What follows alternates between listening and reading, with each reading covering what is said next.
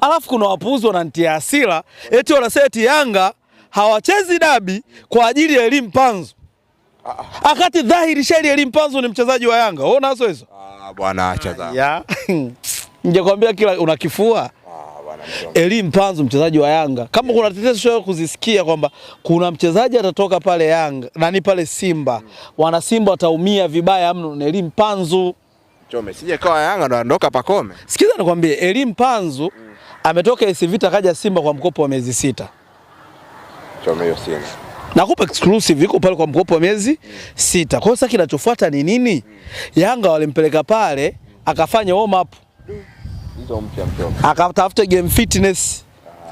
Akatafute pumzi kwa sababu Yanga alikuwa kimataifa, alafu muda wa kumwandaa mchezaji walikuwa hawana. Kwa Elie Mpanzu yuko pale miezi 6, mkataba wa miezi 6 ule wa mkopo ukiisha Elie Mpanzu atarudi AS Vita afuata kuja Yanga. Sasa mchezaji kama huyo Yanga wanaweza kumuogopa. Lakini sasa kama ni hivyo anamchukua ina maana wanamuogopa pia.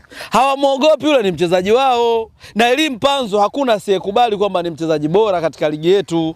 Ana kiwango kizuri Elie Mpanzu kwa sababu Yanga wanamuuza Mzize na Azizi. Ina maana Azizi anashuka Fei, Musonda thank you anashuka Soa, afu unakuja huku nani nafasi ya Mzize ndo Mpanzu anakaa.